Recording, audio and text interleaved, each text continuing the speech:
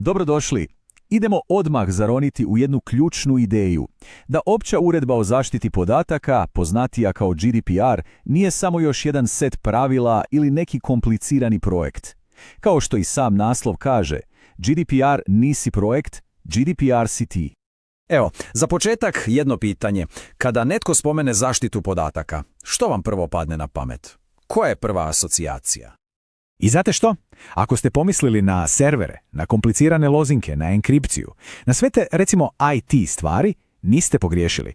To je ono na što većina nas prvo pomisli. Ali to je samo dio priče. I to ne onaj najvažniji. I tu je kvaka. Prava, istinska zaštita podataka. Ona ne počinje u nekakvoj server sobi ili u složenom kodu. Ne, ona počinje s nama, s ljudima, u našim svakodnevnim odlukama. Jer, razmislite malo, osobni podaci, to nisu samo nekakvi brojevi i slova u tablici. To su, doslovno, dijelići nečijeg života, nečiji kontakt, navike, interesi. Zato ovo zapravo nije priča o pravilima i birokraciji. Ovo je priča o povjerenju. U redu, idemo sad malo dublje. Kad skinemo sve te slojeve tehničkih termina i pravničkog jezika, što je zapravo srž GDPR-a? Pa, iznenađujuće je jednostavno. Zaštititi ljude i dati im kontrolu nad vlastitim informacijama. A to se postiže kroz nekoliko zapravo zdravorazumskih načela.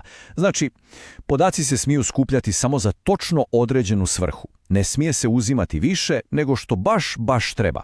Moraju biti točni, dobro zaštićeni i brišu se kad više nisu potrebni. I baš tu, na ovim naizgled jednostavnim stvarima, u praksi se najčešće griješi. Evo, sjajan primjer za to. Recimo, za neku uslugu je bitno znati je li osoba punoljetna. Što ćemo pitati? Točan datum rođenja? Pa ne moramo. Dovoljno je pitati jeste li stariji od 18?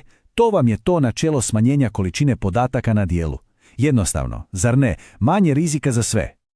Super, ali tko je onda odgovoran da se sve ovo provodi?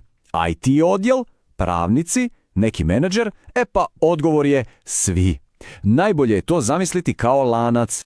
Da, zamislite zaštitu podataka kao jedan veliki čvrsti lanac. Svaki zaposlenik, svaki tim, svaki odjel, svatko je jedna karika u tom lancu. A svi znamo što se dogodi s lancem ako samo jedna i najmanja karika popusti. Cijela stvar pukne. Idemo sad proći kroz te ključne karike, jednu po jednu. Prva i ona temeljna je naravno organizacija kao cjelina. Firma kao takva nosi onu krajnju institucionalnu odgovornost. Druga karika, i ovdje stvari postaju zanimljive, su rukovoditelji, voditelji timova. Zašto? Jer oni postavljaju primjer.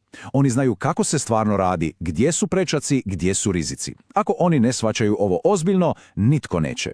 Treća karika, tim za usklađivanje. Oni su recimo arhitekti. Oni daju nacrte, procedure, alate, ali ne mogu oni graditi kuću umjesto svih ostalih. Četvrta je službenik za zaštitu podataka, DPO. Njegova uloga je kao uloga navigatora na brodu. On upozorava na sante leda, ali kapetan, odnosno vlasnik procesa, je taj koji okreće kormilo. I na kraju, peta karika, možda i najvažnija. Svatko od nas, svaki zaposlenik, svakim mailom koji pošaljemo, svakim dokumentom koji spremimo, mi ili jačamo taj lanac ili ga slabimo. A sad ključno pitanje. Gdje taj lanac najčešće puca? Vjerujte, nije onako kako vidimo u filmovima s nekim spektakularnim napadima. Idemo vidjeti kako to izgleda u stvarnosti. Zaboravite na hekere u mračnim sobama s kapuljačama. Najveća prijetnja u ogromnoj većini slučajeva nije neki super virus. Najveća prijetnja je obična ljudska pogreška, sitnica, trenutak nepažnja. I sad, pogledajte ove primjere.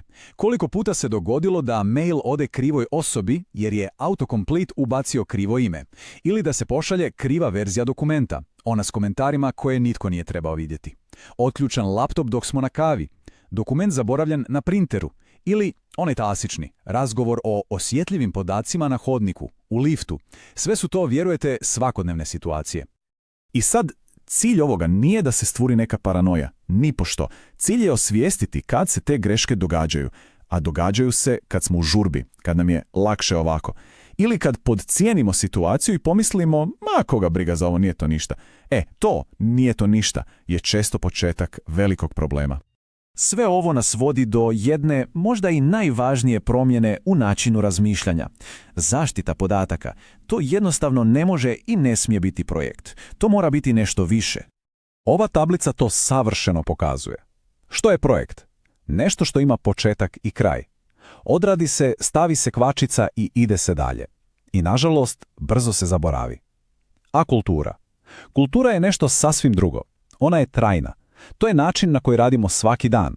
Dio je našeg posla, a ne nešto što radimo usput. Meni je najbolja usporedba održavanje vrta. Nitko ne očekuje da će zaliti vrt jednom u proljeće i da će onda sam od sebe bujati cijele godine. Ne, vrt traži stalnu brigu, svakodnevnu pažnju, pljevljenje korova, suradnju. Ista, ali baš ista stvar je i sa zaštitom podataka.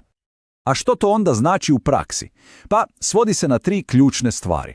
Prvo, aktivna suradnja. Svi moraju biti na istom brodu i veslati u istom smjeru. Drugo, jasno vlasništvo. Mora se znati tko je za što odgovoran, pogotovo na razini voditelja. I treće, trajna svijest. Da ovo nije nešto o čemu mislimo jednom godišnje na edukaciji, nego da nam je stalno negdje u pozadini misli. I tako smo napravili puni krug. Vraćamo se na početnu ideju. Sve procedure, sva tehnologija, to je super, to je nužan okvir, ali stvarna snaga ili slabost cijelog sustava leži u onoj jednoj ključnoj karici. I zato za kraj ostavljam ovo pitanje za razmišljanje.